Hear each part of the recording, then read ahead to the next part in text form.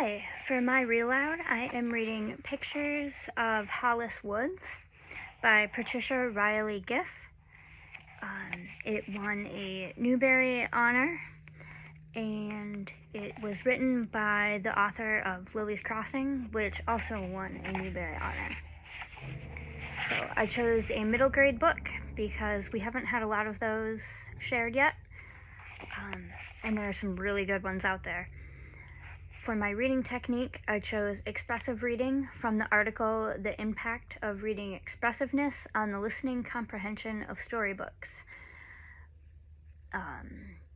That article was aimed at pre-kindergarten children, but I believe that it applies to children and adults of all ages. Okay. Chapter 1. The house was falling apart. I could see that from the car window, but it didn't bother me.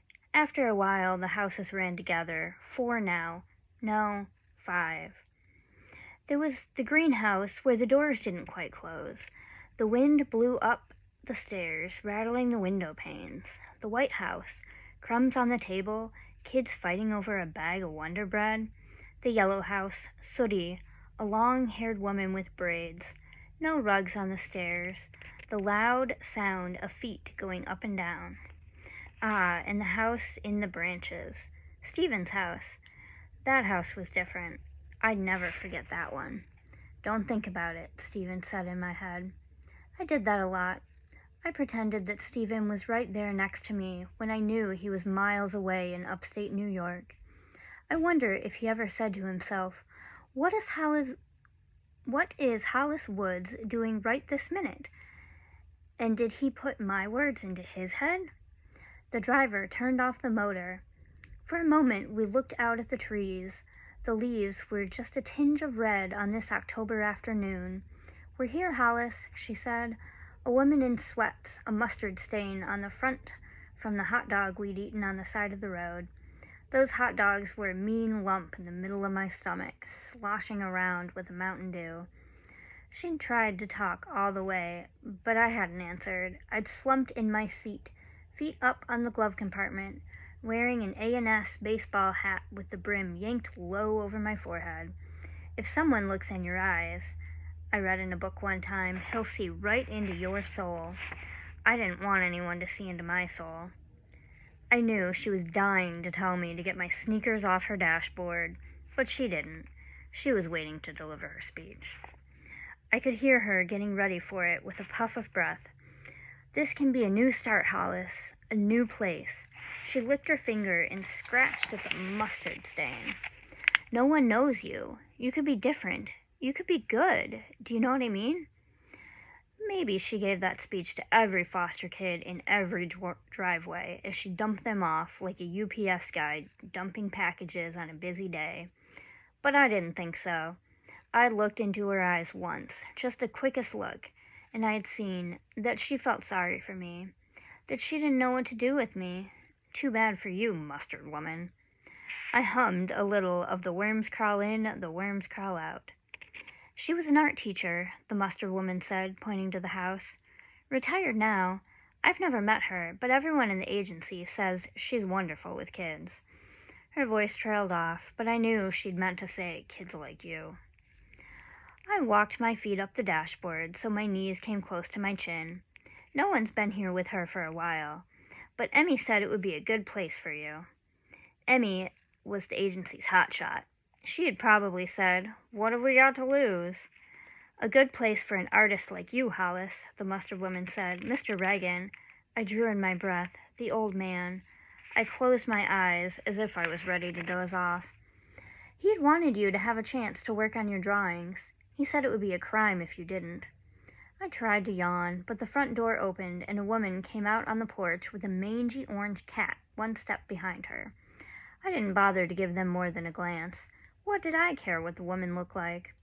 But next to me, the mustard woman took a deep breath. I cut my eyes in the direction of the house. I was good at that, seeing everything without turning my head, without looking up, without blinking. I did blink then, of course. Anyone getting a first look at Josie Cahill would do the same.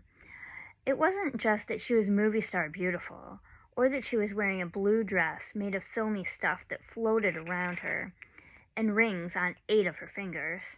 It was this. She had a knife in one hand. She held it in front of her so the glint of the late afternoon sunshine became a silvery light itself. "Lordy," the mustard woman breathed. I sat up straight, wondering if I should open the car door or run or reach out to push the button down, locking myself in. The knife woman came close enough for me to see that the movie star face had dozens of tiny crisscross lines on its cheeks and across its forehead. But then she smiled. The lines around her mouth rearranged themselves. She leaned forward, put one hand on the car window. "Hollis," she said, "are you here then?" I couldn't take my eyes off of her. I could feel a pencil in my hand, moving across the paper, drawing her face, her eyes, the knife. I reached over the seat, grabbed my backpack, and was out the door, slamming it behind me. On the other side of the car, the mustard woman was out too. "Tea?" the movie star asked the mustard woman, as if she was reading her grocery list. "Coffee? Lemonade? Orange juice?" The mustard woman shook her head. She was still thinking about the knife. "I just want to get Hollis settled," she said uneasily. "I'm settled," I said. We all stood there for a few minutes, the mustard woman trying to fill in the space around us with talk. Then at last, she opened the car door again and was gone. "Want to call me Josie?" The movie star rubbed her forehead absently with the knife handle. "If you want to do the Cahill part, you say it kale. You know, like the vegetable." She jerked her head toward the car. "That's Henry. He's a little irritable sometimes." I followed her up the path and around the back of the house. Henry came too, reaching out to stab my leg with one irritable claw. Josie looked back over her shoulder. "Hungry?" I shook my head. The hot dogs were just settling in. "Drop your things," she said, waving her knife. "We'll get them later." In the back of the house was a different world. A garden on the edge of the woods. Woods so small I could see around them to the house on the next street.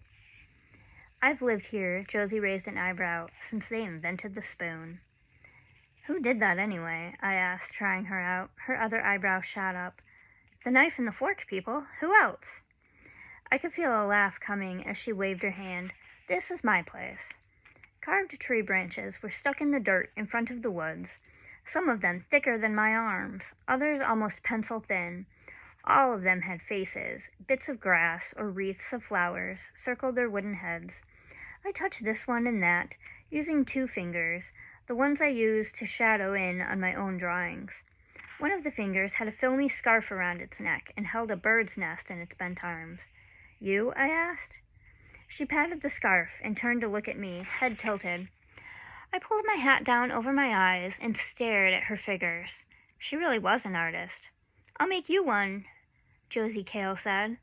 "We'll have to find the right piece of wood. I think there's one in the back. The shape of the head is there already. The nose shape, the eyes," she stopped. "But only if you stay. It'll take a few weeks for me to do. Months, maybe." I tried to think of what to say. I never stayed anywhere for long before I ran. One morning I'd wake up, and I'd had enough.